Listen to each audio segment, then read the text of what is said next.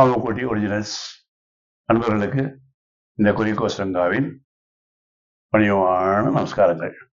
இன்னைக்கு நம்ம பேச போகிற டாபிக் பெரியவாழ்லேருந்து எனக்கு பசிக்கிறது, பிரெட்டு வேண்டாம் அப்படின்னு கேட்ட விஷயம்.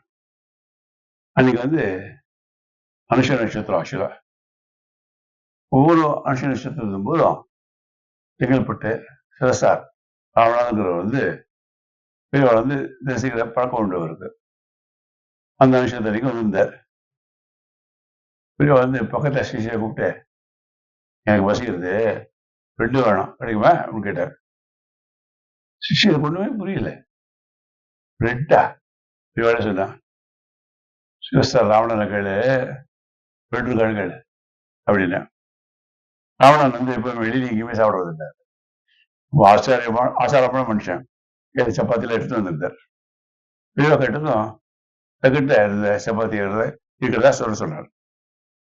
பெரியவா அவர் சாப்பிட்டு போக மிச்சத்தை இந்த சங்கர் பவார்ட்ட கூட சொல்லும் அப்படின்னார். பவார் சங்கர் பவார்ங்கிற மகாராஷ்டிரா ராஜ்யத்திலேருந்து, மகாராஷ்டிரா மாநிலத்திலேருந்து வந்து வர்றாரு. பெரியவா முகாமிலேயே இருந்து கூடவே அவருக்கு வந்துட்டு இருந்தார். அப்படியே ஐக்கியமாயிட்டார். அங்கதான் எங்க பிரெட்டு கிட்டு தீவிர வாங்கி சாப்பிட்டாரு. அன்னைக்கு காலையிலேருந்து இப்போ வழி நடுங்க கோயில் ஃபுல்லா எதுவும் கடைகளை போல இருக்கு. இந்த பட்னி சோர்ந்து போயிருந்திருக்காரு. யார்கிட்ட என்ன சொல்றது தெரியாம அப்படி முடிச்சுட்டு இருந்திருக்காரு அவரு.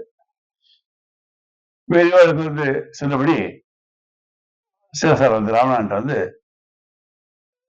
கேட்டிருக்கா. அவர் தங்கிட்ட சப்பாத்திக்கு பார்த்து தொட்டுக்கத்தை வச்சிருந்த தக்காளி சட்னி எல்லாத்தையுமே அப்படியே கொடுத்துட்டார் அவர்கிட்ட. அவருக்கு நல்ல பசி. அதை கொடுத்த அத்தனையும் நல்ல திருப்தியா சாப்பிட்டு முடிச்சாரு. அவருக்கு சந்தோஷம் தாங்கவும் முடியல. ஆனா தன் பசி பெரியவாளுக்கு எப்படி தெரிஞ்சது? அதான் இன்னி வரைக்கும் அவருக்கு இன்னும் புரியல. சொல்லி பார்த்து வர்றாரு. பெரியவா யாரு? கொடிகளுக்கு பகவான் இல்லையா? அந்த காலத்துல முன்னோர்கள்லாம் சொல்லுவா, கடிவுள் இருக்கும் தேவைக்கும் கருப்பைகளுக்கும் உயிருக்கும் யார் உணவளிக்கிறார்கள்? பகவான் அல்ல அந்த பொறுப்பு. ஒவ்வொரு ஜீவாசிக்கும் வேதத்திலாம படிக்கிறவர் அவன் தானே. அப்படி பதில பகவானான ஸ்ரீ பெரியவாளுக்கு இதை சொல்லியா தெரியணும். மகாபரிவா சரணம், மகாபரிவா சரணம்.